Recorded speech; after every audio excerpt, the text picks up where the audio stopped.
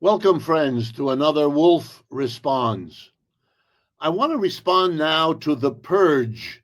That's right, the purge going on here in the United States. As usual, the purge has to be given a pretty name.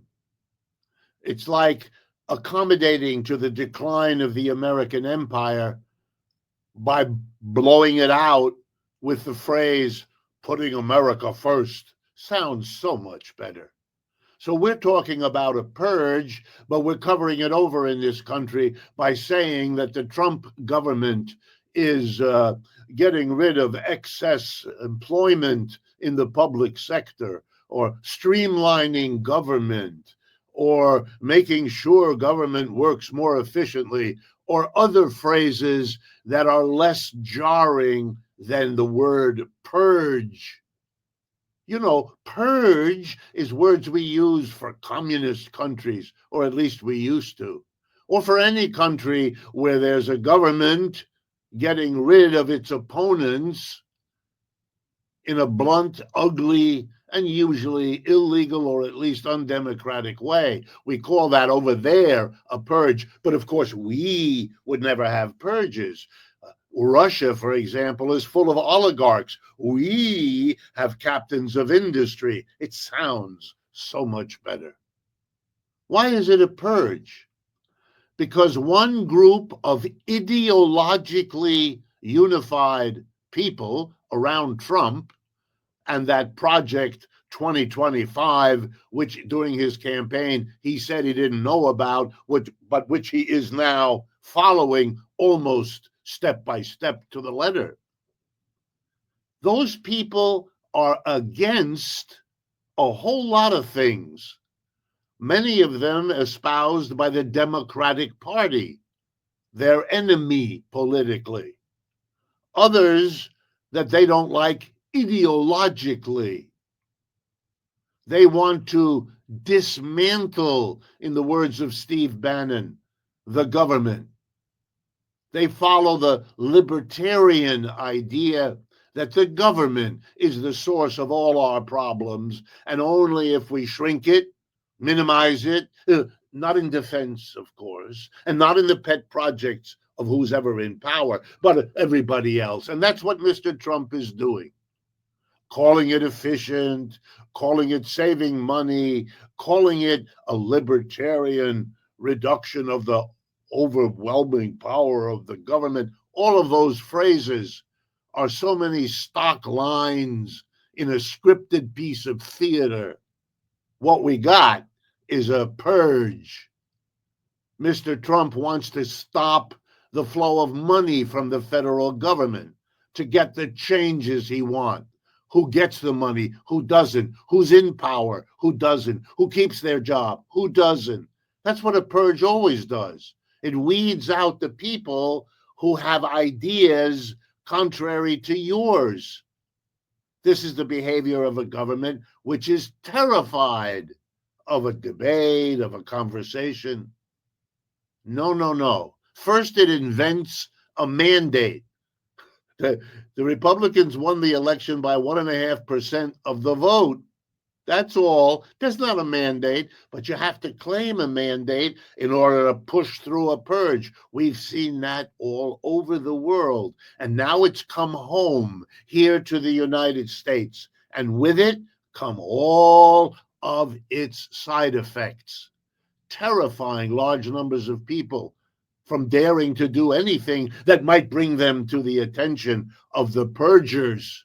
Whoa, you want to stifle the government's function? This is one way to do it. You're going to have a society of yes men and yes women who do what they're told out of fear. That usually makes for very uncreative government. It's an attempt by Mr. Trump and his allies to not only take over the Republican Party, they've done that, but now to take over the society as a whole by demonizing the Democratic Party, demonizing anyone and everyone who disagrees. Being a libertarian is a narrow-minded ideological position. It argues that the problems of our society have to do with the government. This idea was developed and supported and financed by the employer class. Why? Because they've achieved something beyond what they ever hoped for. Whatever they do, the employer class, that hurts the mass of us, the employees, we're the majority, a vast majority. U.S. Census says employers are 3% of the American population. Everybody else isn't an employer. And the majority of everybody else are employees. And here's what libertarianism does.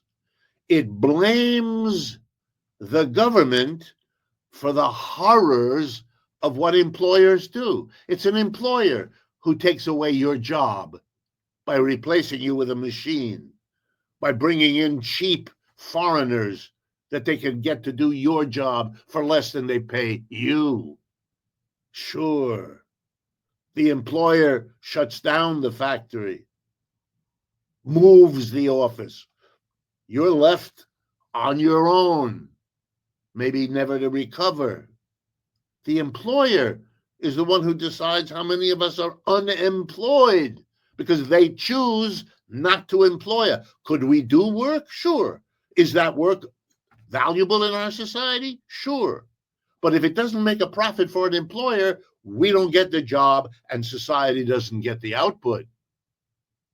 We're held hostage to the profitability of employers. Do you lose your home?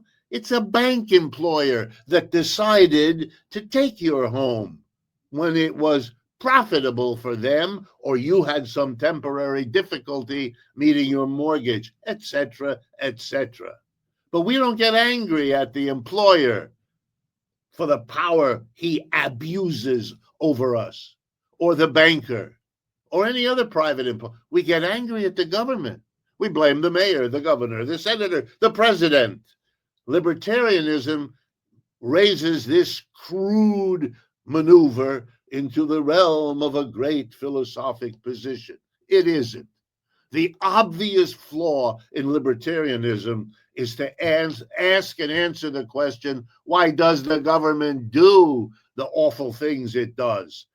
And you know what? Libertarians kind of know the answer, because the employers long ago figured out that to have the power and the wealth they have concentrated in their own hands, they need a government to enforce it and to take the blame for it.